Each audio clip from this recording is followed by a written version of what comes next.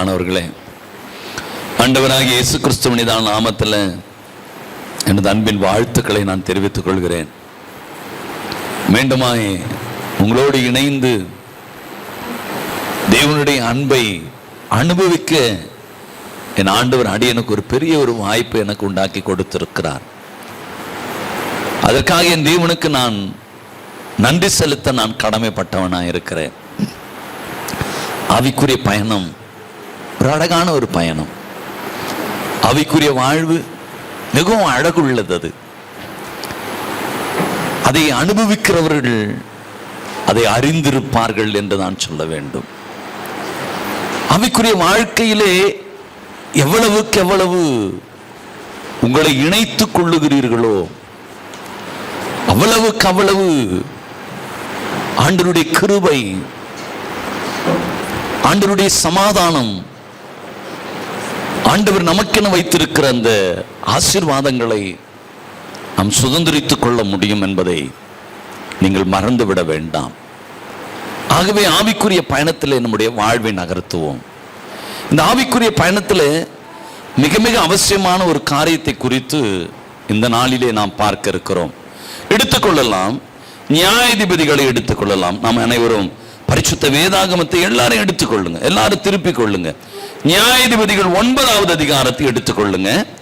எடுத்தவர்கள் யாராவது ஒருவர் வாசிக்கலாம். நியாயாதிபதிகள் 9வது அதிகாரம் 8லிருந்து 15வது வசனம் வரை எடுத்தவர்கள் யாராவது உரத்த சத்தமாய் வாசிங்க. விருட்சங்கள் தங்களுக்கு ஒரு ராஜாவை அபிஷேகம் பண்ணும்படிக்கு ஒலிவ மரத்தை பார்த்து, நீ எங்களுக்கு ராஜாவாய் இரு என்றது. அதற்கு ஒலிவ மரம், தேவர்களும் மனுஷர்களும் புகழுகிற என்னில் உள்ள இந்த கொழுமையை நான் விட்டு மரங்களை அரசாளுவேனோ என்றது. அப்பொழுது மரங்கள் அத்திமரத்தை பார்த்து, நீ எங்களுக்கு ராஜாவாய் இரு என்றது. அதற்கு அத்திமரம், நான் என்னுடைய மதுரத்தையும் நற்கனியை விட்டு மரங்களை அரசாளுவேனோ என்றது. அப்பொழுது மரங்கள் திராட்சை செடியை பார்த்து, நீ எங்களுக்கு ராஜாவாய் இரு என்றது. அதற்கு திராட்சை செடி, தேவர்களையும் மனுஷர்களையும் மகிழும் பண்ணும்படி என் ரசத்தை நான் விட்டு மரங்களை அரசாளுவேனோ என்றது. அப்பொழுது மரங்கள் எல்லாம் முட்செடியை பார்த்து, நீ எங்களுக்கு ராஜாவாய் இரு என்றதாம். அல்லேலூயா. ஒரு காரியத்தை நீங்கள் நன்றாக இந்த அதிகாரத்தை வைத்து நிறைய செய்திகளை நாம் கேட்டிருக்கிறோம். ஆனால் ஒரு காரியத்தை நீங்கள் நன்றாக புரிந்து கொள்ள வேண்டும். மரங்கள் எல்லாம் ஓடி போய் சென்று மற்றொரு மரங்களை கேட்கிறது, முள் மரத்தை கேட்கிறது. ஒவ்வொன்றும் ஒவ்வொரு மரத்தை, அத்தி மரத்தை பார்த்து கேட்கிறது, ஒலிவ மரத்தை பார்த்து கேட்கிறது. இப்படி ஒவ்வொரு மரமும் ஒவ்வொன்றை பார்த்து கேட்கிறது. அப்பொழுது ஒரு மரம் சொல்லுகிறது, என்னை ராஜாவாய் என்னை நீ அபிஷேகம் பண்ண வேண்டுமானால் அந்த அபிஷேகத்தை நீ எனக்கு கொடுக்கிறதா இருந்தாக்கா நான் என்னுடைய புகழ்ச்சியை நான் விட்டுட்டு நான் வரமாட்டேன் என்று சொல்லி ஒரு மரம் சொல்லுகிறது. இன்னொரு மரம் என்ன சொல்ல, என்னுடைய மதுரத்தை விட்டு நான் வரமாட்டேன் என்று சொல்லுகிறது. இன்னொரு மரம் என்ன சொல்லுகிறது, மனுஷனை மகிழ்விக்க பண்ணுகிற ரசம் என்னிடத்தில் இருக்கிறது, அதை நான் விட்டுட்டு வரமாட்டேன் என்று சொல்லுகிறது. இப்படி ஒவ்வொன்றும் தன்னிடத்தில் இருக்கிற ஒரு மேன்மையான காரியங்களை அது இந்த அபிஷேகத்தை காட்டிலும் பெரிதாக கருதுகிறது. இந்த ராஜாவாய் என்னை நீ அபிஷேகம் பண்ண வேண்டுமானால், நான் உன்னை ராஜாவாய் உனக்கு காணப்பட வேண்டுமானால் நான் வரமாட்டேன். அதை பார்க்கலும் என்னிடத்தில் இருக்கிற மதுரமான காரியங்கள், என்னிடத்திலே காணப்படுகிற காரியங்களை நான் விட்டுவிட்டு நான் வரமாட்டேன். நற்கனிகளை விட்டு வரமாட்டேன், என்னுடைய புகழ்ச்சியை விட்டு வரமாட்டேன் என்று சொல்லி இவைகள் எல்லாம் அந்த அபிஷேகத்தை உதறி தள்ளுகிறது. நன்றாக கவனிங்க. அபிஷேகம் என்று சொன்னால் ராஜாவாய் இருப்பதற்கு தான் அபிஷேகம் அப்படி என்று நினைக்கிறோம். அல்லது இந்த அபிஷேகம் என்பது நான் உலகத்தில் எனக்கு பதவி புகழ் இருக்கிறது பாருங்க, என் வாழ்க்கை அலங்கரிக்கப்பட்ட வாழ்வு இருக்கிறது பாருங்க, என்னிடமிருந்து மதுரம் வெளிப்படுகிறது, ரசம் வெளிப்படுகிறது.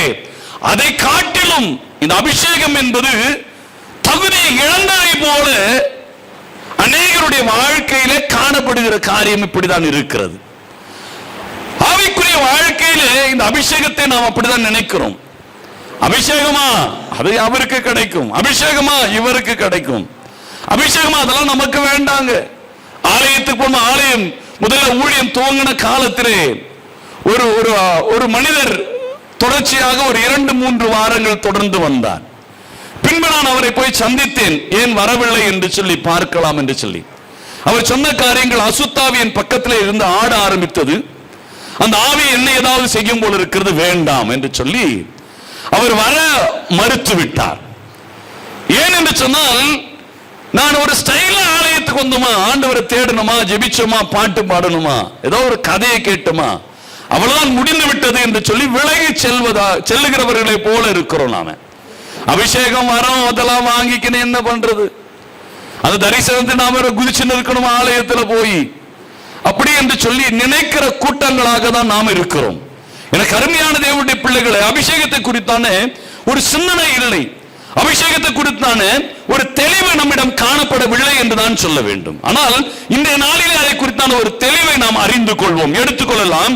யாத்திராகமம் 28வது அதிகாரத்திலே 41வது வசனத்தை வாசிக்கும் போது அவர் சொல்கிறார், உன் சகோதரனாகிய ஆரோனும் அவனோடு கூட உடைய குமாரனும் எனக்கு ஆசாரிய ஊழியம் செய்யும்படிக்கு நீ அந்த வஸ்திரங்களை அவர்களுக்கு உடுத்தி அவர்களை அபிஷேகம் செய்து அவர்களை பிரதிஷ்ட பண்ணி அவர்களை பரிசுத்தப்படுத்து என்று சொல்லுகிறார்.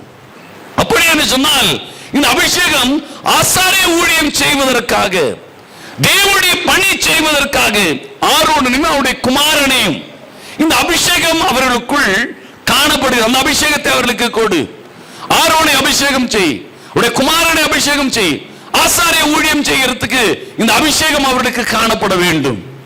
அப்படி என்று சொன்னால், இந்த அபிஷேகம் ஊழியம் செய்யறவங்களுக்கு மட்டுமா, ஊழியக்காரனுக்கு தானா, உடல் ஊழியம் செய்யறவங்களுக்கு தான் இந்த அபிஷேகத்தை ஆண்டவர் வைத்திருக்கிறாரா? அப்போ அபிஷேகம் பெற்றுட்டா ஊழியம் செய்யணும் போல இருக்குது.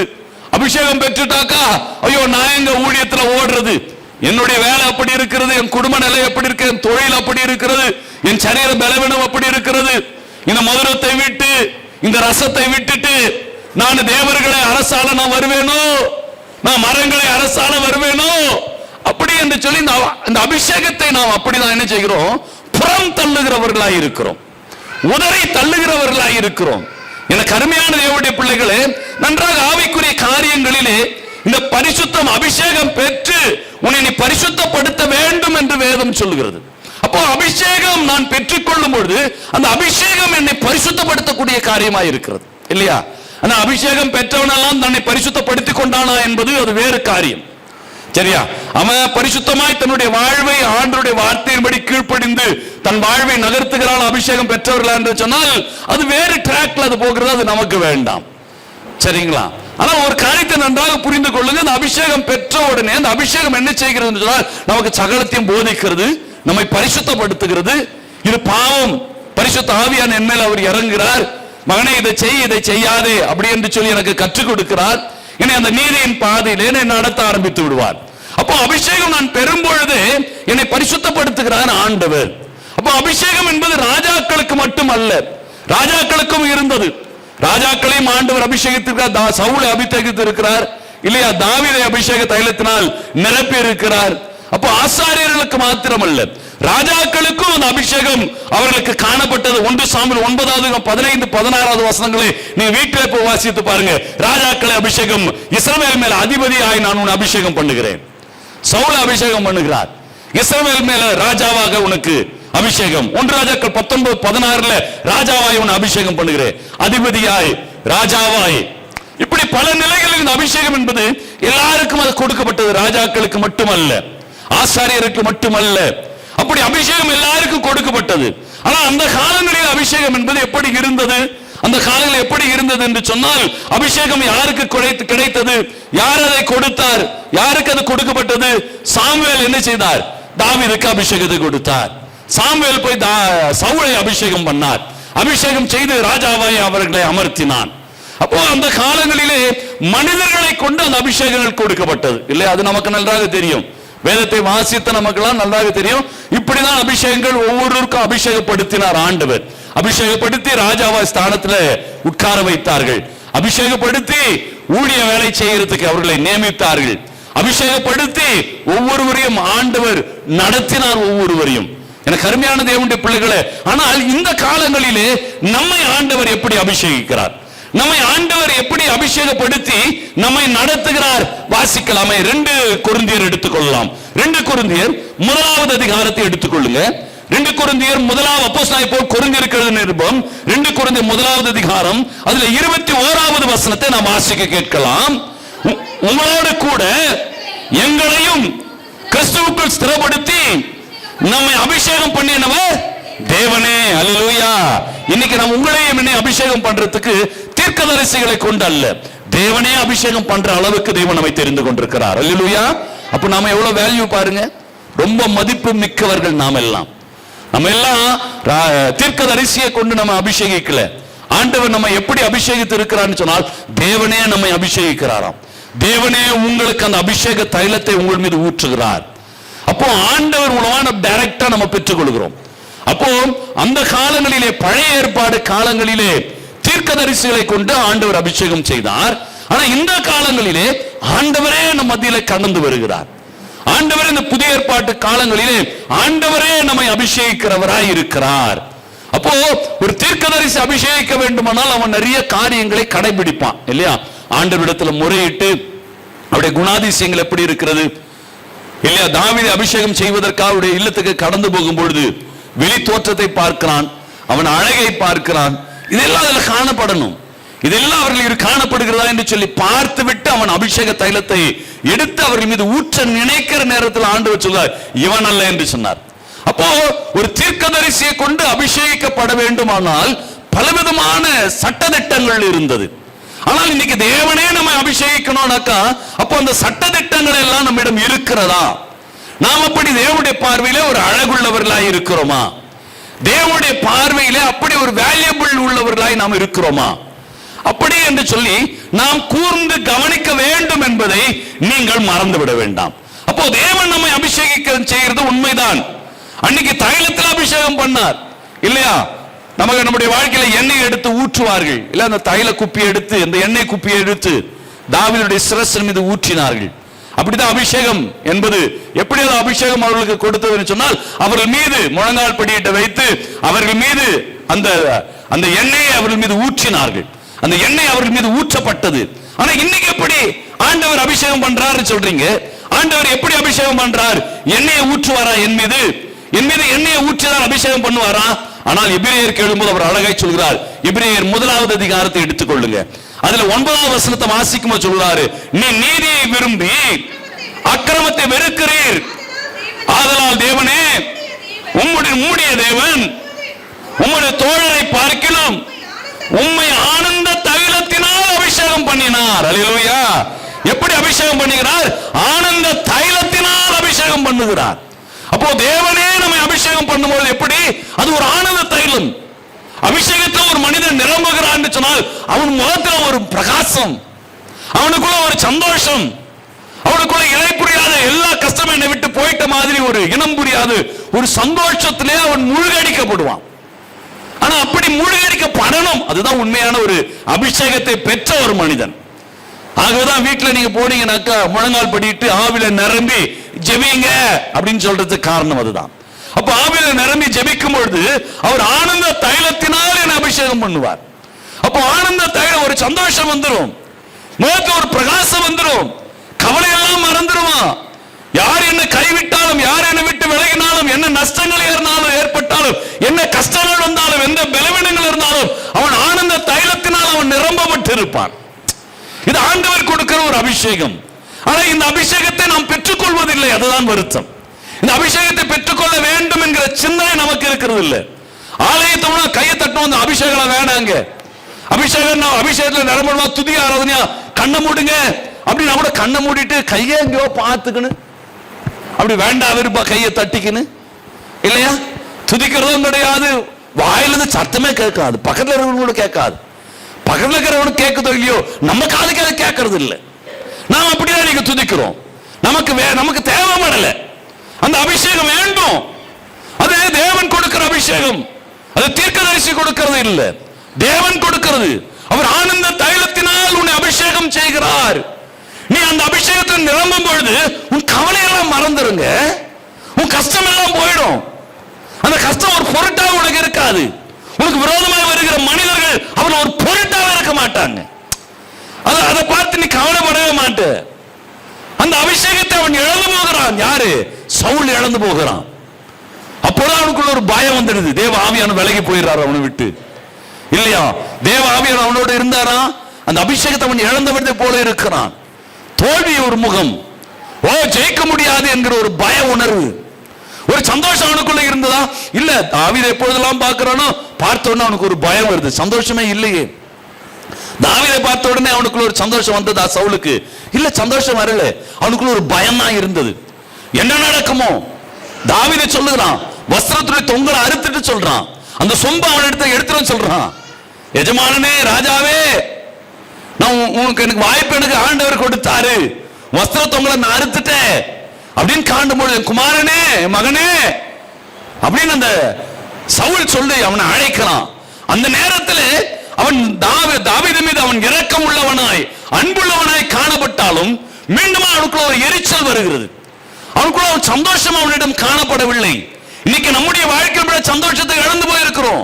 அபிஷேகத்தில் நிரம்புறேன்னு சொல்றோம், ஆனா ஆனந்த தைலத்தினால் ஆண்டவர் அபிஷேகிக்கிறவர் என்று வேதம் சொல்லுகிறது. அந்த ஆனந்த தைலத்தினால் அந்த அபிஷேகத்தை நான் பெற்றிருக்கிறேனா? கொஞ்சம் உங்களை நீங்களே கூர்ந்து கவனிக்கணும். அந்த அபிஷேக தைலம் எனக்கு வேணும். என் மீது ஆனந்த தைலத்தினால் ஆண்டவர் என்னை அபிஷேகிக்கணும். நீங்களும் நானும் பெற வேண்டும் என்பதை நீங்கள் மறந்து விட வேண்டாம். தமிழ்ல ஒரு பழமொழி சொல்லுவாங்க, நமக்கு அதிகமா ஆயிடுச்சு இல்லையா, அளவுக்கு மிஞ்சினால் அமிர்தமும் நஞ்சா போயிடுவாங்க. ஒரு பழமொழியாய் அதை சொல்லுவார்கள். அப்படிதான் ஆண்டவரிடத்தில் ஆசீர்வாதத்தை அதிகமா வாங்கிட்டோம், அதனால நமக்கு ஒரு அது கசக்குது இல்லையா? ஜெபத்தெல்லாம் கேட்டார் இல்ல? நீங்க ஆண்டவரை தேடிய காலங்களை யோசித்து பாருங்க. இன்னைக்கு எப்படி இருக்கிறது பாருங்க. ஆண்டவர் எல்லாத்தையும் நிறைவா கொடுத்திருக்கிறார், குறைவில்லாம கொடுத்திருக்கிறார். அதனாலதான் நாம என்ன செய்யறோம் தெரியுமா? கசக்குது. ஆனந்த தைலம் எனக்கு வேண்டாயா, எனக்கு இருக்கிற தைலமே போதும், நான் வாழற வாழ்வே போதும் என்று ஓடுகிறோம். சரி, இருக்கட்டுமே, நாம் சத்தியத்திற்குள்ளாய் கடந்து போகலாம். சவுலுக்குள்ளாக அந்த அபிஷேகம் காணப்பட்டது. ஆனால் அந்த ஆனந்த தைலத்தினால், அந்த ஆனந்தத்தோடு அந்த சந்தோஷத்தோடு அவன் தன்னுடைய வாழ்வை அவன் நகர்த்தினானா என்று சொன்னால் இல்லை. காரணம் என்னென்று சொன்னால், அவன் அந்த அபிஷேகத்தை அவன் இழந்து விடுகிறவனாயிருந்தான். அந்த அபிஷேகத்தை அவன் இழந்து விடுகிற பயணமாய் அவனுடைய பயணம், அவனுடைய செயல்கள் காணப்பட்டது என்பதை நாம் மறந்துவிட வேண்டாம். தாவீதுடைய வாழ்க்கையில் அப்படிதான் காணப்பட்டது. அப்படிதான் அவன் இழந்தான். அப்படிதான் நன்மைகளை அவன் இழக்கிறவனாய் அவன் காணப்பட்டாதான். அப்போஸ்தலனாகிய பவுல் கொரிந்தியருக்கு எழுதும்போது அவர் சொல்லுகிறார், 1 கொரிந்தியர் 3வது அதிகாரத்திலே 16வது வசனத்தை வாசிக்கும்போது சொல்லுகிறார், நீங்கள் தேவனுடைய ஆலயமாய் இருக்கிறீர்கள் என்றும் தேவனுடைய ஆவி உங்கள் வாசமாய் இருக்கிறார் என்றும் நீங்கள் அறியீர்களா அப்படின்னு சொல்றார். அப்போ தேவ ஆவியானவர், அபிஷேகம் எங்கு இருக்கிறதோ அந்த இடத்துல தேவ ஆவியானவர் அந்த இடத்துல உலாவுகிறவராய் இருக்கிறார். தேவ ஆவியானவருக்கு விரோதமான காரியம் இருக்கும்போது ஆவியானவர் அவனை விட்டு, சவுலை விட்டு விலகி விடுகிறார். அப்போ எந்த இடத்திலே ஆவியானவர் இருக்கிறார் என்று சொன்னால், எங்க அபிஷேகத்தினால் காணப்படுகிற ஒரு மனிதனுடைய வாழ்வு இருக்கிறதோ அந்த இடத்துல ஆவியானவரும் கூட அவனை ஆளுகை செய்கிறார். அப்போ ஆவியானவர் ஆளுகை செய்கிற இடம், அதுதான் வேதத்தில் வாசிக்க, நீங்கள் தேவனுடைய ஆலயமாய் இருக்கிறீர்கள், அந்த தேவன் உங்களுக்குள் வாசமாய் இருக்கிறார். அபிஷேகப்பட்ட மனிதனுடைய வாழ்க்கையிலே அவனை பரிசுத்தப்படுத்துகிறார் இல்லையா? ஆரோனுடைய குமாரனையும் அபிஷேகம் பண்ணி அவர்களை பரிசுத்தப்படுத்துகிறார். அபிஷேகம் பண்ணி அவர்களை பரிசுத்தப்படுத்துவாயாக அப்படின்னு சாம்பல்ட்டு சொல்றாரு இல்லையா? அப்போ அபிஷேகம் பண்ணனாலே அவர் பரிசுத்தமாகிறார்கள். அப்போ அபிஷேகம் பண்ணும் பொழுது அந்த கரைகள், பாவங்கள் நம்ம விட்டு விலகுகிறது. பாவங்கள் விலகிய உடனே அவன் பரிசுத்தமாக்கப்படுகிறான். அப்போ இந்த பரிசுத்தமான வாழ்வை பின்பற்றுகிறானா என்று சொன்னால் சவுல் பின்பற்றவில்லை. தேவன் எதை வேண்டாம் என்று சொன்னாரோ அது இல்ல, நலமானதை எடுத்துக்கொண்டு வருகிறான். அவன் தப்பு செய்யல, பெரிய பாவத்தை அவன் செய்யல. ஆண்டவர் வேண்டாம் சொன்னதை ஆண்டவருக்காக நலமானதை எடுத்தான். வேண்டாம் வேண்டாம் சொன்னாலும் வேண்டாம், அதை செய்யாதுன்னு சொல்லிட்டாலும் அதை செய்யக்கூடாதுதான். என் நண்பர் சொன்னாங்க, உறவுகள் சொல்லிச்சு, எனக்கு வேண்டப்பட்டவங்க சொன்னாங்க, இருக்கலாம் இல்ல, கிடைக்கலாம் இல்ல, வேலை கிடைச்சிருமே அப்படின்னு நாம நினைக்கிறோம். ஆனா ஆண்டவர் தான் அந்த ஆனந்த தைலத்தை கொடுக்கிறவர் என்பதை நாம் மறந்துட்டோம். ஆனந்த தைலத்தை கொடுக்கிறவர் ஆண்டவரே, தேவனே. அது அப்போ நான் அந்த அபிஷேகத்தை நான் பெற்றுக்கொள்ள வேண்டுமானால் அந்த அபிஷேகம் என்ன செய்து என்னை பரிசுத்தப்படுத்துது. இந்த பரிசுத்தத்துக்கு விரோதமான காரியங்கள் என்னிடத்தில் காணப்படக்கூடாது. பரிசுத்தத்துக்கு விரோதமான காரியங்கள் காணப்படுமானால் நான் ஆலயமாய் இருக்க வேண்டிய நான் அந்த இடத்தை நான் ஆலயமாய் நான் வைக்கவில்லை என்று அர்த்தம். அப்போ நாம என்ன செய்யணும்? அபிஷேகம் பெற்றவெல்லாம் பரிசுத்தம் எவ்வளவு காத்துக்கொள்ள முடியுமோ அவ்வளவு பரிசுத்தத்தை காத்துக்கொள்ளுங்க. எவ்வளவுக்கு எவ்வளவு தேவனுக்கு பிரியமாய் வாழ வேண்டுமோ அவ்வளவுக்கு அவ்வளவு தேவனுக்கு பிரியமாய் உங்களுடைய வாழ்வை நகர்த்துங்க. அபிஷேகப்படுத்திட்டார் ஆண்டவர். ஆனந்த தைலத்தினால் என்னை அபிஷேகிக்கிறவர் தேவன். அப்போ அந்த அபிஷேகத்தை பெற்ற உடனே அந்த அபிஷேகத்தை நான் இழந்து விடாதபடி நான் காத்துக்கொள்ளணும். ரொம்ப அவசியம். பெற்றுக்கொள்றது பெருசு இல்ல, வெள்ளைய சட்டையை போடுறது பெருசு இல்ல, அதுல சின்ன கரை கருப்பா ஒரு டாட்டு விழுந்தா கூட பார்வை வெள்ளை சட்டை தெரியாது, கருப்பு டாட்டு தான் தெரியும். அப்போ ஆனந்த தைலத்தினால் உங்களை ஆண்டவர் அபிஷேகம் பண்ணுகிறார் என்று சொன்னால் அதுல ஒரு சின்ன ஒரு பாவம் நுழைஞ்சாலும் பிசாசு கண் எங்க இருக்கும்? அந்த பாவத்து மேலதான் இருக்கும். உலகத்துக்கு கண் எங்க இருக்கும்? அந்த ஆடையில் நல்லா இருக்குது சட்டை, ஆனா அந்த இடத்துல என்ன இப்படி அழுக்கு இருக்குது. அப்போ அழகை நாம பார்க்க போறது இல்லை, அந்த அழுக்கை தான் பார்ப்போம். அப்போ ஆலயம் என்று சொன்னால் அந்த இடத்துல ஒரு சின்ன கரை கூட இருக்கக்கூடாது, மற்றவர்கள் குற்றப்படுத்துகிற அளவுக்கு அது கரை இருக்கக்கூடாது. அப்ப அவ்வளவுக்கு அவ்வளவு அதை காத்துக்கொள்றது ரொம்ப ரொம்ப அவசியம். பரிசுத்தத்தை காத்துக்கொள்றது ரொம்ப ரொம்ப அவசியம் என்பதை நாம் அறிந்து கொள்ள வேண்டும். அறிந்து கொண்டு நம்முடைய வாழ்வை நாம் நகர்த்த வேண்டும் என்பதை நீங்கள் மறந்து விடாதீங்க. அதுதான் 1 யோவானை எடுத்துக்கொள்ளலாம். 1 யோவான் 2வது அதிகாரத்தை எடுத்துக்கொள்ளுங்க. 1 யோவான் 2வது அதிகாரத்திலே 27வது வசனத்தை வாசிக்கும்போது சொல்கிறார், நீங்கள் அவராலே பெற்ற அபிஷேகம் உங்களில் நிலைத்திருக்கிறது, ஒருவன் உங்களுக்கு போதிக்க வேண்டியதில்லை. அந்த அபிஷேகம் சகலத்தையும் குறித்து உங்களுக்கு போதிக்கிறது. அது சத்தியமாய் இருக்கிறது, பொய்யல்ல.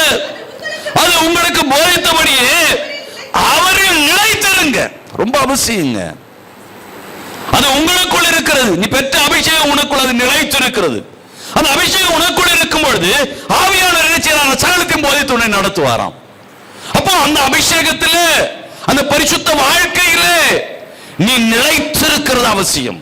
பரிசுத்தம் பெற்றுக்கொள்றதுல அபிஷேகம் பெறது பெருசு இல்லை. இன்னைக்கு எல்லா சபைகளிலும் பாருங்க, அபிஷேகம் பெற்றவங்க நிறைய பேர் இருக்கிறோம், ஆனால் பரிசுத்தத்தை காத்துக்கொள்றவங்க இருக்கிறாங்களான்னு மட்டும் பாருங்க, அது ரொம்ப குறைவு. பரிசுத்தம் காத்து கொள்ளலனாலே பொல்லாத ஆவி அவங்களுக்குள்ள செயல்பட ஆரம்பிச்சிரும். நல்லா கவனிங்க, பொல்லாத ஆவி உள்ள நுழைய ஆரம்பிச்சிரும். அப்போ இந்த அபிஷேகத்தை காத்துக் கொள்றதுக்கு பாருங்க, பரிசுத்தத்தை காத்துக் கொள்ளுகிறது இருக்குது பாருங்க, நீங்க ஆலயங்களாய் உங்களை காத்துக் கொள்ளுகிற வாழ்வு இருக்குது பாருங்க, அது ரொம்ப ரொம்ப அவசியம். அபிஷேகம் இந்த கூட்டத்துக்கு போனா அபிஷேகம் கிடைச்சிடுது, இந்த கூட்டத்துக்கு போனாக்கா நான் அது நடக்குது, என்ன வேணா செய்யலாம். அந்த அபிஷேகங்களை நீங்க பெற்றவர்களாக கூட இருக்கலாம். ஆனா இவைகளை காட்டிலும் நான் என்னை காத்துக் கொள்றது ரொம்ப அவசியங்க. எவ்வளவுக்கு எவ்வளவு உங்களை காத்துக்கொள்ள முடியுமோ அவ்வளவுக்குள்ள காத்துக்கொள்ளுங்க.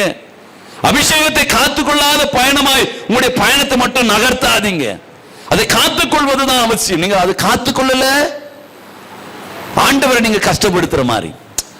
அவர் ஆலயம், அவர் எனக்குள்ள வந்துட்டாரு, வந்துட்டோட நான் துரத்துற மாதிரி, அவரை புறந்தள்ளுற மாதிரி, அவரை எனக்குள்ள இருக்கக்கூடாது நிராகரிக்கிற மாதிரி இல்லையா? ஆண்டவருக்கு இடத்தை கொடுத்துட்டு அந்த இடத்துல இன்னொருவர் வந்து ஆளுகை செய்தா எப்படி இருக்கும்? என்னையா இந்த வீடு நான் வாங்கிட்டேன், ஆனால் அந்த வீட்டு முதல்ல வித்து வச்சிருந்தவர் வீட்டுக்கு வந்துட்டு போறாருனாக்கா நம்மளுக்கு ஒரு இரிட்டேட்டா இருக்காது? கஷ்டமா இருக்கும். கடைசியா சொல்லிடுவோம், நீ வராத வீட்டுக்குள்ள அப்படின்னு சொல்லிடுவோம் இல்லையா? அந்த நிலை தானே.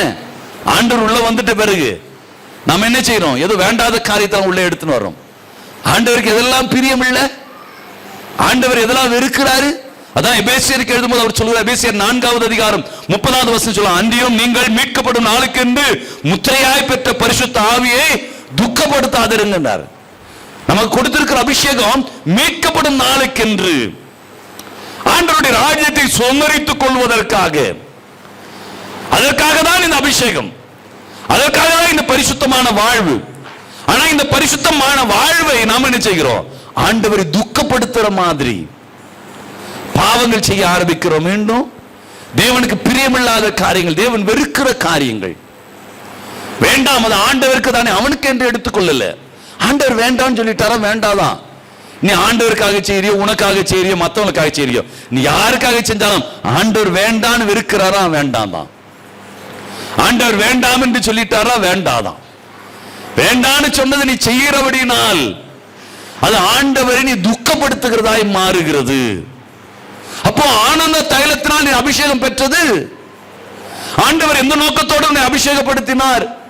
எந்த நோக்கத்தோடு ஆனந்த தைலத்தினால் உன்னை அபிஷேகப்படுத்தினார்?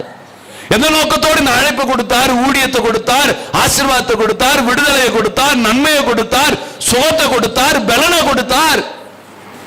அந்த நோக்கத்துக்கு விரோதமா இருக்குது இல்ல? அப்படி விரோதமா இருந்தாலே, அவருடைய சித்தத்துக்கு விரோதமா இருந்தாலே ஆண்டவர் துக்கப்படுத்துற மாதிரி. இன்னைக்கு நாம் அப்படிதான் ஆண்டவரை துக்கப்படுத்திக் கொண்டிருக்கிறோம். ஆண்டவரை துக்கப்படுத்தும்படியாக தான் நம்முடைய பயணம் இருக்கிறது. தேவனுடைய சித்தம் அதில் நிறைவேறுகிறதா இருக்குதா? இல்ல. தேவனுடைய சித்தம் நிறைவேறல நீ ராஜ்யத்துக்குள்ள போக முடியுமா? முடியாது. நாம நினைக்கிறோம் அபிஷேகம் பெற்றுட்டா போதும், ஆனந்த தைலத்தை நான் அபிஷேகம் பெற்று இருக்கிறேன், இந்த அபிஷேகம் ஒன்று போதையா நான் பரலோகத்துக்குள்ள போயிடுவேன், அப்படி நாம நினைச்சிடறோம். ஆலயத்துக்கு போனேன், அப்பா கர்த்தரை அபிஷேகிச்சுட்டாரு. ஓ, இந்த கூட்டத்துக்கு போனேன், கர்த்தர் என்னமா பேசினார் தெரியுமா? அந்த இடத்துல என் பேரை சொல்லி கூப்பிட்டாங்க தெரியுமா? அந்த நேரத்தில் அப்படியே அபிஷேகத்தை தாங்க. பரலோகத்துக்கு போக முடியுமா? பரலோகத்தை நீ சுதந்திரித்துக் கொள்ள முடியுமா? யோவானுக்கு வெளிப்படுத்தும் பொழுது அழகா சொல்றாரு, எடுத்துக்கொள்ளலாமே. யோவானுக்கு வெளிப்படுத்தின விசேஷத்துல 7வது அதிகாரத்திலே 9வது வசனத்தை வாசித்து பாருங்களேன். இவைகளுக்கு பின்பு நான் பார்த்தபோது இதோ சகல ஜாதிகளிலும் கோத்திரங்களிலும் ஜனங்களிலும் பாஷைக்காரரிலும் இருந்து வந்து ஒருவனும் எண்ணக்கூடாததுமான திரளான கூட்டமாகிய ஜனங்கள் வெள்ள அங்கியை தரித்து தங்கள் கைகளிலே குறித்தோலையை பிடித்து சிங்காசனத்துக்கு முன்பாகவும் காட்டுக்குட்டியானவருக்கு முன்பாகவும் நிற்க கண்டேன். வெள்ள அங்கியை தரித்து கொண்டு குருத்தோலையை பிடித்து கொண்டு ஆண்டவருக்கு முன்பாக எல்லாரும் நின்றுட முடியுமா? இந்த அபிஷேகம் பெற்றவர்கள போய் நிற்க முடியுமா? நம்மளாம் அபிஷேகம் பெற்றோன்னு சொல்றோம் இல்லையா? இங்க தரிசனம் கிடைச்சிருச்சு, வரங்கள் கிடைச்சிருச்சு, எனக்கு சுகத்தை கொடுத்தா தெரியுமா, எனக்கு விடுதலை கொடுத்தார், நோய் என்னை விட்டு போச்சு, என் பாவம் கழுவிச்சு, நிறைய சொல்றேன் இல்லையா? பரலோகத்துக்கு போயிடுவோமா? பரலோகத்துக்கு போக முடியாதுங்க. பரலோகத்தை நீ சுதந்திரித்துக் கொள்ள முடியாது. நாம நினைச்சிடறோம் பரலோகத்துக்கு போக முடியும்னு. இல்ல, வெள்ள அங்கே தரித்து கொண்டு ஆண்டவருக்கு முன்பாக நிற்க கண்டேன். யார் இவர்கள்? யாரை குறித்து சொல்லுகிறார்? அபிஷேகம் பெற்றவர்களை குறித்தா? அந்த அபிஷேகம் என்னன்னு கொஞ்ச நாள் நம்ம தெரியாத இருந்துச்சு. ஆனா அபிஷேகத்தை குறித்து ஆண்டவர் பேசுகிறார். அந்த அபிஷேகம் இருந்தா பரலோகத்துக்கு போயிட முடியுமா? அதே அதிகாரத்திலே நீங்கள் 13-14வது வசனத்தை வாசித்து பாருங்க. அவர் சொல்லுகிறார், அப்பொழுது மூப்பர்களில் ஒருவன் என்னை நோக்கி, வெள்ளை அங்கிகளை தரித்து கொண்டு இருக்கிற இவர்கள் யார், எங்கே இருந்து வந்தார்கள் என்று கேட்டான். அதற்கு நான், ஆண்டவரே அது உமக்கே தெரியும் என்றேன். அப்பொழுது அவன், இவர்கள் மிகுந்த உபத்திரவத்தில் இருந்து வந்தவர்கள், இவர்கள் தங்களுடைய அங்கே ஆட்டுக்குட்டியோட ரத்தத்தினாலே தோய்த்து வெளுத்தவர்கள். அல்லேலூயா. யாருங்க அந்த ஆண்டவருக்கு முன்பாக போய் நிக்கிறது? யாருங்க ஆண்டவருக்கு முன்பாக? சிங்காசனத்துக்கு முன்பாக ஆண்டவர் இருந்தார். அவருக்கு முன்பாக வெள்ள அங்கே தரித்து கொண்டு குருத்தோலையை பிடித்து கொண்டு நிக்கிற ஒரு கூட்டம். யார் இவர்கள்? வேதம் சொல்லுகிறது, இவர்கள் மிகுந்த உபத்திரவத்தில் இருந்து வந்தவர்கள். ஆவிக்குரிய வாழ்க்கையில அபிஷேகம் இருந்தால் இல்ல, மிகுந்த உபத்திரவத்தின் வேணும். உபத்திரவத்தின் வழியாய் கடந்து போயிருக்கணும். நாமெல்லாம் அபிஷேகம் பெற்றுட்டு வீட்டுல உக்காஞ்சிக்கிறோம். அபிஷேகத்துக்கு அப்புறமேட்டு உபத்திரவத்துக்குள்ள போகணும், தெரியுமா? அபிஷேகத்துக்கு அப்புறமேட்டு பலவிதமான சிக்ஷைகள் இருக்கிறது. உலகம் முழுவதுமாய் பிசாசு சுற்றி திரிந்திருந்து அவன் கண் யார் மீது இருந்தது? தேவனுடைய பிள்ளையின் மீது இருந்தது, யோபுவின் மீது இருந்தது. அபிஷேகம் பெற்றுட்டியா உடனே அதனுடைய கண் உண்மையில்தான் இருக்கும். உன்னை எப்படி வீழ்த்தலான்னு இருக்கும். அதுக்கப்புறம் சில பாடுகள் உண்டு. அந்த பாடுகளிலே உன்னை காத்து கொள்ற பாரு. இதுதான் வேணும். நம்ம எடுத்த உடனே ஒரே எக்ஸாம் எழுதிட்டு நேரா கலெக்டர் வேலைக்கு டாக்டர் வேலைக்கு போயிடலாம்னு நினைக்கிறோம். பல பரீட்சைகள் இருக்குதுங்க. பல தேர்வுகளை சந்திக்கணும். ஒரு இன்டர்வியூக்கு போய் நான் வேலைக்காக ஒரு இன்டர்வியூ போயிருக்கிறேன்னா கேள்வி கேட்கும் பொழுது என் வேலைக்கு ஏத்த படிப்பு இருக்குதுன்னா உடனே ஓகே சொல்ல மாட்டாங்க. 10th என்ன மார்க் எடுத்த, +2 என்ன மார்க் எடுத்த, இதெல்லாம் வேண்டும். இதுல ஸ்போர்ட்ஸ் சர்டிபிகேட்லாம் வேற அட்டாச் பண்ணணும். அப்போ நம்முடைய வாழ்க்கையிலே பல தேர்வுகள் இருக்கிறது. ஒவ்வொரு தேர்விலும் என்னுடைய மதிப்பெண் என்ன கணக்கிடப்படுகிறது. ஆண்டவரிடத்துல ஈஸியா போய் உக்காந்துடலாம், இங்க கை தட்டுற மாதிரி அங்க போய் கை தட்டலாம் அப்படின்னு நாமலாம் நினைச்சுன்னு இருக்கிறோம். கர்த்தர் அபிஷேகிச்சிருக்கிறார் அப்படின்னு நாம நினைக்கிறோம். பரலோகத்துக்கு நீ போக முடியாது. அபிஷேகம் இருந்தால் மட்டுமல்ல, உபத்திரத்தின் வழியாகி கடந்து போக வேண்டும். உபத்திரத்தின் வழியாகி போகணும். முதல்ல சொன்ன உபத்திரத்தின் வழியா போகணும். அடுத்தது அவர்கள் ஆட்டுக்குட்டி ரத்தத்தினாலே தோய்த்து விலக்கப்படணும். அப்ப முதல்ல அவர் சொன்ன காரியம் உபத்திரத்தின் வழியாகி போகணுமாம். அதுதான் யாக்கோபுல அவர் அழகை சொல்கிறார், எடுத்துக்கொள்ளலாமே. யாக்கோபு 1வது அதிகாரம் 12வது வசனத்தில் அவர் சொல்கிறாரு, சோதனையை சகிக்கிற மனுஷன் பாக்கியவான். சோதனையை சகிக்கணும். பல சோதனைகள் உண்டு, பல தேர்வுகள் உண்டு. அபிஷேகம் பெற்று நாம உடனே என்ன செய்யறோம்? ஞானஸ்நானம் எடுத்துட்டேன், அபிஷேகம் எனக்கு கிடைச்சிருச்சு, அந்நிய பாஷை எனக்கு கிடைச்சிருச்சு அப்படின்னு போய் நம்ம வீட்டுல உட்காந்துடுறோம். அதுக்கப்புறமேட்டு இந்த சோதனையை சகிக்கணும். பலவிதமான சோதனைகள் உண்டுங்க. ஆவிக்குரிய வாழ்க்கை என்று சொன்னாலே ஆவிக்குரிய வாழ்வு கிடைச்சிருச்சு, ஒய்யாரமா நான் நடக்கிறேன், நான் இந்த பயணம் போறேன், நான் இப்படி தெரிந்து கொண்டார், ஆண்டவரை ரட்சித்தார், ஒரு 4 சாட்சியை சொல்லிட்டு இல்ல. அதுக்கு மேல சோதனை இருக்கிறது. சோதனையை சகிக்கணும். சகிக்கணும் வேணுங்க. சோதனை நம்ம சகிக்கிறது கிடையாது. பாடுகள் வருகிறதா, ஐயோ ஊழிய உடனே நிறுத்திடுவோம், ஜெபிக்கிறத விட்டுடுவோம், வேத வாசிக்கிறத விட்டுருவோம், ஆலயத்துக்கு போறதை விட்டுடுவோம் இல்லையா? அந்த சோதனையை ஃபேஸ் பண்றது இல்லை. ஆனால் எல்லாம் ஆண்டவர் என்ன செய்தார்? பவுலை தெரிந்து கொள்கிறார். பவுலை தெரிந்து கொண்டு நடத்துகிறார். அவன் வாழ்க்கையில ஒவ்வொரு நாளும் சோதனை, ஒவ்வொரு நாளும் சோதனை. பல சோதனைகளை கடந்து போகிறான், பல பாடுகளை கடந்து போகிறான். எல்லாமே பாடு சோதனை அப்படி என்று சொல்லி அவன் அழைப்பை நிராகரிக்கவில்லை. அந்த பாடுகள் நல்ல போராட்டம் என்று சொல்லுகிறான். அப்ப சந்திக்கிறான், அதை ஃபேஸ் பண்றான், அதை சகிக்கிறான், அதை ஏற்றுக்கொள்ளுகிறான். பவுலை சில இடங்களிலே தரிசனத்தோடு சொல்லுவாங்க, தீர்க்க தரிசிகள் சொல்லுவாங்க, இந்த இடத்துக்கு போனா நீ கட்டப்படுகிறதை நான் பார்க்கிறேன்.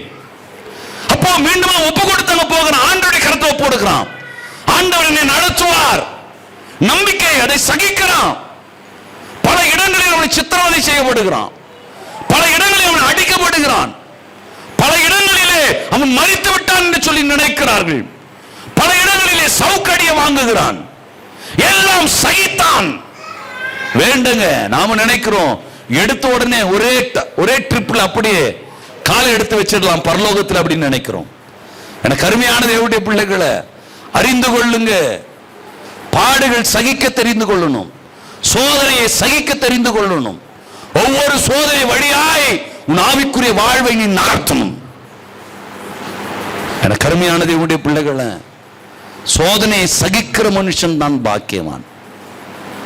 அவன் தான் உத்தமன் என்று பெயர் பெறுகிறான். அவன் தான் ஜீவ கிரீடத்தை பெறுகிறவனாய் இருக்கிறான். அவன் தான் வெள்ளை அங்கேயே தரித்துக் கொள்ளுகிறவனாய் இருக்கிறான். அவன் தான் ஆட்டுக்குட்டியானவருக்கு முன்பாக நிற்கிறவனாய் இருக்கிறான். எனக்கு அருமையான தேவனுடைய பிள்ளைகளை, அபிஷேகத்தோடு நின்று விடாதீங்க. அபிஷேகத்தை பெற்றுக்கொள்வதற்கு நாம் தயங்குகிறோம். அபிஷேகத்தை பெற்றவர்கள் அதை பூட்டி வைத்துக் கொண்டிருக்கிறோம். அந்த அபிஷேகம் ஏன் ஆண்டவர் கொடுத்தார் தெரியல, ஏன் அந்த ஆனந்த தைலத்தை எனக்கு கொடுத்தார் தெரியல, ஏன் இந்த விடுதலையை கொடுத்தார், நன்மையை கொடுத்தார், எனக்கு ஏன் எனக்கு என்னுடைய வாழ்வில் மீட்டெடுத்தார், என் சாபத்தை ஏன் மாற்றினார் தெரியல. நமக்கு ஏனே தெரியல. ஆண்டவர் கேட்டார் கொடுத்தாரு, நான் கேட்ட அதை கேட்டார் கொடுத்தார், இதை கேட்டார் கொடுத்தார். ஆண்டவர் மட்டுமில்ல, ராஜ் டிவியை திருப்பி பாருங்க, அதுல கூட கொடுத்தார் சொல்றாங்க. ஆண்டவர் கொடுக்கிறது ஆனந்த தைலத்தினால் அபிஷேகம். ஆண்டவர் கொடுப்பது அவருடைய சித்தத்தை நிறைவேற்றுவதற்காக, அவருடைய நாமத்தை மகிமைப்படுத்துவதற்காக. எனக்கு அருமையான தேவனுடைய பிள்ளைகளை, இதை நீங்கள் அறிந்திருக்க வேண்டும். இதை அறிந்து உங்களுடைய வாழ்வை நீங்கள் நகர்த்துங்க. உங்களுடைய வாழ்வு ஆசீர்வாதமான வாழ்வாய் மாறுவதாக. அல்லேலூயா. எடுத்துக்கொள்ளலாம். 1 பேதுரு 4வது அதிகாரத்தை எடுத்துக்கொள்ளுங்க. 4வது அதிகாரத்திலே 14வது வசனத்தை வாசித்து பார்க்கலாம். நீங்கள் கிறிஸ்துவின் நாமத்தின் நிமித்தம் நிந்திக்கப்பட்டால் பாக்கியவான்கள். கடவுளுக்காக, ஆண்டவருக்காக. பாடுகள் எல்லாருக்கும் இருக்குது. வேலையில பாடுபடுறோம் இல்லையா, குடும்பத்துல பாடுபடுறோம், பல இடங்களிலே பாடுபடுகிறோம். ஆனா ஆண்டவருக்காக என்னைக்கு பாடுபட்டு இருக்கிறீங்க? ஆண்டவருக்காக ஏதாவது ஒன்று சகிச்சீங்களா? ஆண்டவருக்காக உங்க சந்தோஷத்தை இழந்திருப்பீங்களா? ஆண்டவருக்காக பணியை கொஞ்ச நேரம் விட்டுட்டு வந்திருப்போமா? ஆண்டவருக்காக கொஞ்ச நேரம் ஓவர் டைம் செய்திருப்போமா? யோசிச்சு பாருங்க. ஆண்டவருக்காக ஒண்ணுமே செய்யலையே. நான் காணிக்கை கொடுக்கிறேன், ஜெபம் பண்றேன், எல்லாம் உனக்கு. அவர் கொடுத்ததை நீ கொடுக்கிற, நீ ஒண்ணும் கொடுக்கலையே.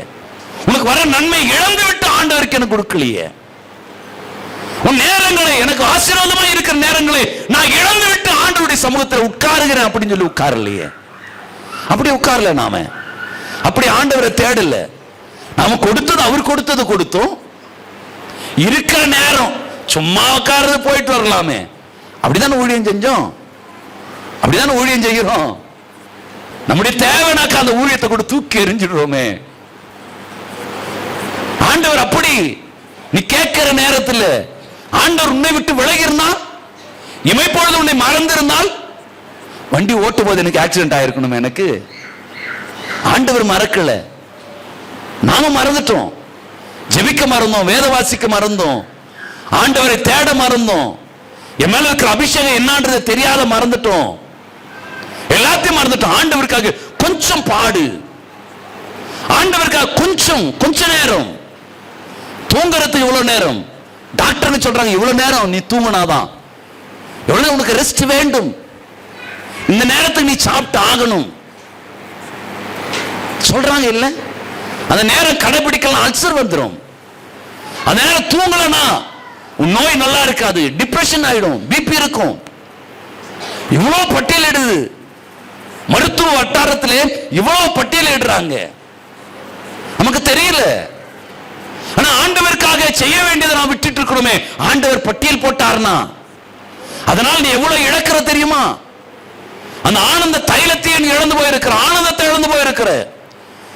ஆண்டவருக்கு கொடுக்க வேண்டியதை நீ கொடாது இருக்கிறபடியினால், சிங்காசனத்தின் மீது வீட்டு இருக்க வேண்டிய நீ, தேவனோடு நடக்க வேண்டிய வாழ்வாய் இருக்க வேண்டிய உன்னுடைய வாழ்வு, உன் வாழ்வை தீர்மானிக்கிறது யாரு? வேறு யாரோ ஒருவன் தீர்மானிக்கிறான். உன் வேலையை வேற ஒருவன் தீர்மானிக்கிறான் இல்லையா? உன் வாழ்க்கையை குறித்த நிலை வேறொருவன் தீர்மானிக்கிறான். உன்னால தீர்மானிக்க முடியல, போராடுற, உபவாசம் இருந்து போராடுற. ஊழியர்களாய் சந்தித்து இந்த கூட்டம் அந்த கூட்டம் ஓடி ஓடி ஓடி உன் வாழ்க்கையை உன்னாலேயே தீர்மானிக்க முடியாத வாழ்வாய் மாற்றப்படுகிறது. காரணம் என்ன? உன் மேல இருக்கிற அபிஷேகம் என்னன்னு தெரியல. ஆண்டவருடைய சமூகத்தில் உட்காரணும், ஆண்டவரோடு நடக்கணும்னாக்கா என் வாழ்க்கையை நான் எப்படி அமைத்துக் கொள்ள வேண்டும் என்கிற ஒரு புரிதல் இல்ல. எப்படிங்க, எப்படி வாழ்வு மாறும்? அறிந்து கொள்ளுங்க, ஆவிக்குரிய பயணம் என்றாலே என்னன்னு தெரியாத நம்ம சபையில உட்கார்றவங்க நிறைய பேர் இருக்கிறீங்க இல்ல? ஏன் இங்க வந்தனே தெரியல உங்களுக்கு. என்ன இங்க பேசுறோம் முடிஞ்ச பிறகு கேட்டு பாருங்க, தெரியாது. ஏன்னா வந்து ஏதோ ஒரு யோசனை எங்கேயோ ஓடுது, வேற யாரையும் பார்த்து கொண்டிருக்கிறோம், கவனம் எங்கேயோ ஓடுது. தெய்வ பயம் இல்ல, தேவன் இந்த இடத்துல உலாவுகிறார், அந்த பயம் இல்ல நமக்குள்ள. ஆண்டவருடைய சமூகம் அப்படின்ற ஒரு எண்ணம் இல்ல.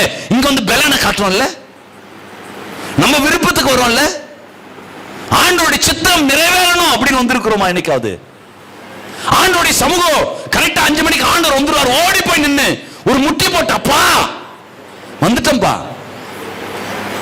சாரி இன்னைக்கு லேட் ஆயிடுச்சு, சாரி அப்பா, ஆண்டவர்கிட்ட கேட்டீங்களா? நானும் ஒரு கிறிஸ்துவன் அப்படின்னு சொல்லிக்கிறோம். அதுல தேவ சித்தம் நிறைவேறணும் என்கிற ஒரு பார்வை இல்லாம போயிடுச்சு. சரி, அவர் சொல்றார், இவர்கள் எல்லாம் யார்? குருத்தோலைகளை பிடித்துக் கொண்டு நிற்கிற இவர்கள் யார்? அதற்கு ஆண்டவரே அது உமக்கே தெரியும். அப்பொழுது அவர்கள் மிகுந்த உபத்திரவத்திலிருந்து வந்தவர்கள், இவர்கள் தங்களுடைய அங்கே ஆட்டுக்குட்டியானுடைய ரத்தத்தினாலே தோய்த்து வெளுத்தவர்கள். ஆட்டுக்குட்டி ரத்தத்தினாலே தோய்த்து வெளுக்கப்படுகிற காரியம் என்று சொன்னாலே 100% பியூரா இருக்கணும், சுத்தமா இருக்கிறது இல்லையா? தோய்த்து வெளுக்கிறது அப்படின்னாக்க சொல்லுவாங்க, வெள்ளாவில போட்டு வெளுக்கிறது அப்படின்வாங்க.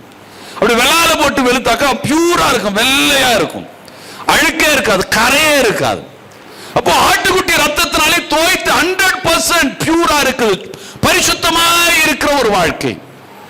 பரிசுத்தமாக இருக்க முடியாது. யார் பரிசுத்தமா இருக்க முடியும்? எல்லாரும் பரிசுத்தமா இருப்பாங்களா? எல்லாருடைய வாழ்க்கையும் பரிசுத்தமா இருக்கிறதா? அதுதான் எரேமியா தீர்க்கதரிசி இப்படியாய் சொல்லுகிறார். எரேமியா 4வது அதிகாரத்தை எடுத்துக் கொள்ளலாம். எரேமியா தீர்க்கதரிசி புத்தகம் 4வது அதிகாரம் அதில 14வது வசனத்தில் சொல்கிறார், எருசலேமே நீ ரட்சிக்கப்படும்படிக்கு உன் இருதயத்தை பொல்லாப்பற கழுவு, எந்த மட்டும் அக்கிரம பாவ நினைவுகள் உன் உள்ளத்திலே தங்கி இருக்கும். உள்ளத்துக்குள்ள கூட பாவம் இருக்க கூடாதுயா, அக்கிரமம் இருக்கக்கூடாது. பாவங்களை கழுவு, அழுக்கோடு நீ போகாதே, பாவங்களோடு உடைய வாழ்வை நகர்த்தாதே. ஆண்டவரிடத்தில் நீ போக முடியாது. எரேமியா தீர்க்கதரிசி அதை தான் சொல்லுகிறார். ஆண்டவரிடத்தில் போக முடியாது, ஆண்டவரிடத்தில் நெருங்க முடியாது. நீ கழுவு, நீ கழுவு அப்படின்னு சொல்றாரு. இன்னுமா தெளிவாக ஆண்டவராக இயேசு கிறிஸ்து அதை குறித்தான ஒரு விளக்கத்தை நமக்கு கொடுத்திருப்பார். எடுத்துக்கொள்ளலாமே. யோவான் 13வது அதிகாரத்தை எடுத்துக்கொள்ளுங்க. யோவான் 13வது அதிகாரத்திலே 9-10 வசனங்களை வாசித்து பாருங்கள். இன்னும் நம்ம புரிவதற்கு நன்றாக இருக்கும். அதற்கு சீமோன் பேதுரு, ஆண்டவரே என் கால்களை மாத்திரம் அல்ல, என் கைகளையும் என் தலையும் கூட கழுவ வேண்டும் என்றான். இயேசு அவனை நோக்கி, முழுகினவன் தன்னுடைய கால்களை மாத்திரம் கழுவ வேண்டியதாக இருக்கும், மற்றபடி அவன் முழுவதும் சுத்தமாய் இருக்கிறான், நீங்களும் சுத்தமாய் இருக்கிறீர்கள். ஆண்டவர் சொல்லிட்டார், மகனே நீ சுத்தமாய் இருக்கிற. அவன் சொல்றான், இப்பா நீ அப்பா காலை மட்டும் கழுவுற, என் தலையை கொஞ்சம் கழுவிடு, என் உடவை கொஞ்சம் கழுவிடு. இல்லப்பா நீ சுத்தமா இருக்கிற. நாம கூட சுத்தமா தான் இருக்கிறோம், நல்லா ஜெபிக்கிறோம், வேதம் வாசிக்கிறோம், சுத்தமா தான் இருக்கிறோம். ஆனாலும் கொஞ்சம் காலை கழுவிக்கிங்க. டெய்லி நடந்து போயிட்டு வரோம் இல்லையா, கால் அழுக்கா இருக்குது. எவ்வளவுதான் குளிச்சாலும், வெள்ளை துணியை போட்டு ஏசி கார்லயே போனாலும் மாசு கலந்து இருக்குது, காத்து இல்ல. அது எப்படியா இருந்தாலும் அழுக்குப்படுத்திடுது. ஒரு வீட்டுல நீங்க எவ்வளவுதான் நீங்க பூட்டி ஏசி ரூமா பூட்டி வச்சு பாருங்களேன், அப்ப உள்ள தூசி வருகிறது. ஏன்னா டோரை திறந்துட்டு மூடும்போது வர காத்து தூசி வந்துடுது. நீ வீட்டை ஃபுல்லா ஏர்லாக் பண்ணிட்டு வீட்டை விட்டு எங்கன்னா ஊருக்கு போயிட்டு 1 மாசம் கழிச்சு வந்து பாருங்க, நிறைய இருக்கும். எப்படி வந்துச்சுன்னா அழுக்கு தெரியாது, காத்துல கலந்துருக்குது நிறைய. சின்ன சின்ன துவாரத்துல உள்ள வந்தது எப்படி வருதுன்னே தெரியல. ஆனா அவ்வளவு, அதனால டெய்லி நம்ம கழுவுறோம்ல, டெய்லி வீட்டை பெருக்கிறோம். பெண்கள்லாம் வீட்டை என்ன பண்றாங்க, டெய்லி பெருக்கிறாங்க. 1 மாசம் விட்டு அவ்வளோ துடைக்க முடியல, ஆசிட் போட்டு கிளீன் பண்ணணும் இல்லையா, கழுவணும், மாப் போடணும். ஒரு நாள் விட்டுட்டாலே போயிடுச்சு, அழுக்கு அதிகமாயிடுது. அப்போ ஆண்டவர் சொல்றார், நீ நல்லா தான் ஜெபிக்கிற, நல்லா வேதம் வாசிக்கிற, இந்த உலகத்தோட வாழறல்ல, ஆபீஸுக்கு போயிட்டு வரல, நீ எங்கேயாவது சுத்திட்டு வர இல்லையா, நண்பரோட பேசிட்டு வரைய, எப்படியாவது கொஞ்சமாவது அழுக்கும், அந்த காலை மட்டும் கொஞ்சம் கழுவிக்க, டெய்லி கொஞ்சம் கழுவிக்க. அதான் சொல்றாரு, உன் இதயத்துல பொல்லாப்பாட கழுவு. நீ எவ்வளவுதான் வெளியே பரிசுத்தமா இருந்தாலும் அந்த இதயத்துல கொஞ்சோன்னு ஒட்டி இருக்குது பாரு, உன் எண்ணத்துல கொஞ்சோன்னு ஒட்டி இருக்குது பாரு, உன் சிந்தனையில கொஞ்சோன்னு ஒட்டிக்குது பாரு. போயினே இருக்கிற இதை பார்த்துட்டு ஆசைப்பட்டுறோம், போயினே இருக்கிற அந்த பார்வை திரும்பிடுது, எண்ணம் திரும்பிடுது, யோசனைகள் திரும்பிடுது. கொஞ்சம் கழுவிக்கும், கொஞ்சம் கழுவிக்கும். அதுதான் ஆட்டுக்குட்டி ரத்தத்தினாலே தோய்த்து வெளுக்கப்படுகிற ஒரு வாழ்வாய் மாறும். அப்போ நம்ம டெய்லி கழுவணுமா? ஆமா டெய்லி கழுவணும். எனக்கு ராமோஜன மாசத்துக்கு ஒரு முறை தானே கழுவுது, அந்த ரத்தம் என்ன பரிசுத்தமா மாசத்துக்கு ஒரு முறை தானே. ஆமாங்க, மாசத்துக்கு ஒரு முறை தானே கழுவுறோம். மாசத்துக்கு ஒரு முறை கழுவினா போதாது. ஆண்டவர் சொல்றாரு, நீ டெய்லி கழுவ, நீ டெய்லி உலகத்தோட வாழற, உன் காலை பட்டு நீ சுத்தமா தான் இருக்கிற, நல்ல ஆவிக்குரியவன் தான், நீ நல்லா ஜெபிக்கிற, வேதம் வாசிக்கிற, பாட்டு பாடுற, நல்லா துதிக்கிற, ஆண்டவர் பிரியமா இருக்கிற. ஆனா அப்படி போயிட்டு வந்துடுற பாரு, அப்படி பார்த்துட்டு வந்துடுற பாரு, அதுல கொஞ்சோண்டு பரிசுத்தத்தை கெடுத்துட்டு மகனே, மகளே அதை கெடுத்துட்டு கொஞ்சம் கழுவிக்கிய. ஆண்டவர் சொல்ற, அதுதான் ஆட்டுக்குட்டி ரத்தம் நான் தோய்த்து வெளுக்கப்படுகிற ஒரு வாழ்வு. அப்போ டெய்லி கழுவணும். மாமா நீங்க சாப்பிடுற சாப்பாடு கழுவுங்க. ஆண்டவரே உங்களுடைய ரத்தமா இது மாறட்டுமா, இது உமக்காக ஓடட்டுமாப்பா இந்த சாப்பாடு, இது யாருக்கு எனக்கு கொடுத்திருக்கிற இந்த சாப்பாடை சாப்பிட்டுட்டு நான் மாம்சமா ஓடிடக்கூடாது. எப்பா ஆண்டவருக்கு முன்பாக என்ன அழைச்சுன்னு போறதா இருக்கணும். என் வாழ்க்கை அப்படி மாத்துப்பா.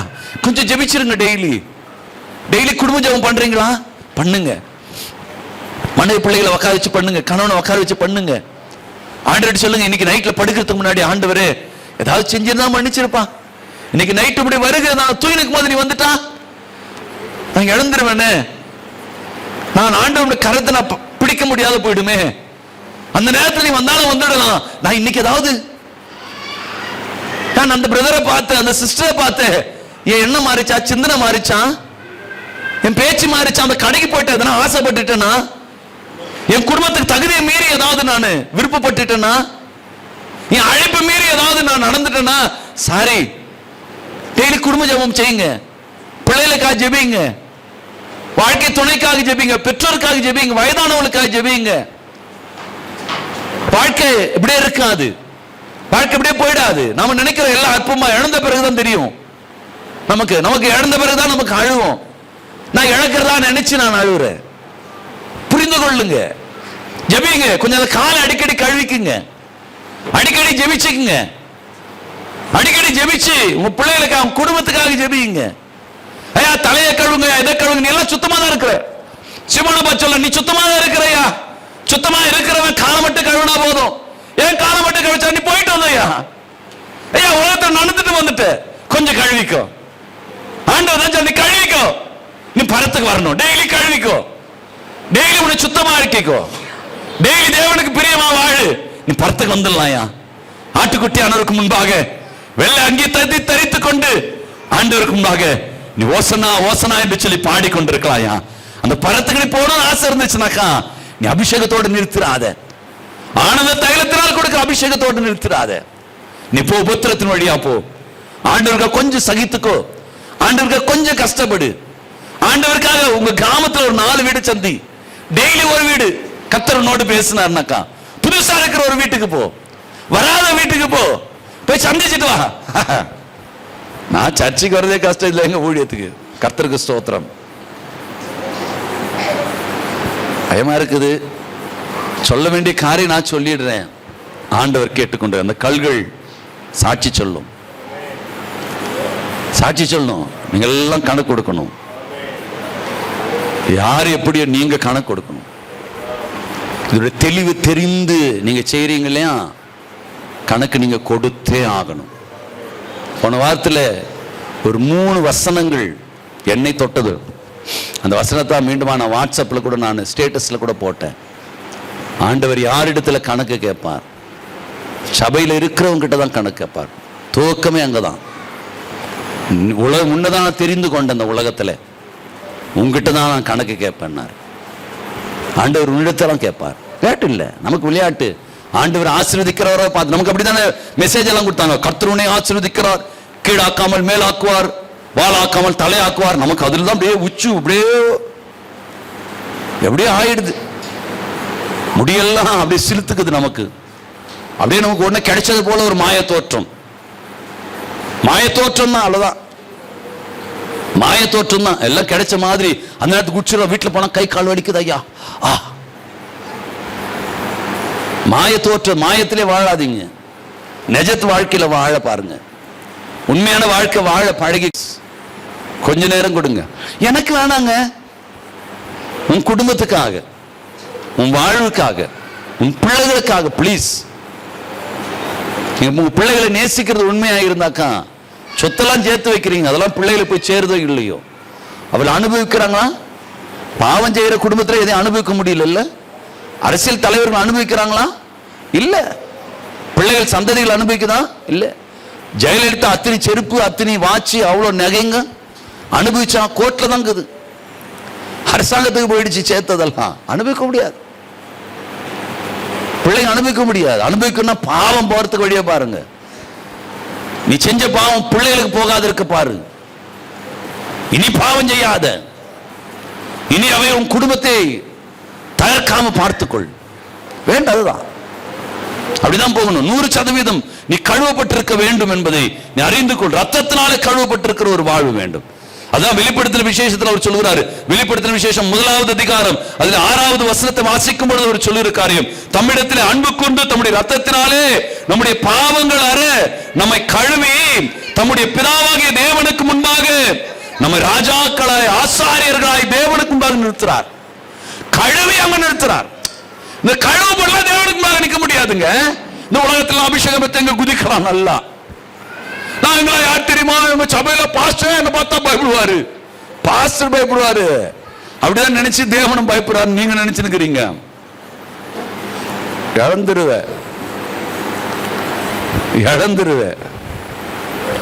அப்படி தட்டினா விட்டு தெரியுமா?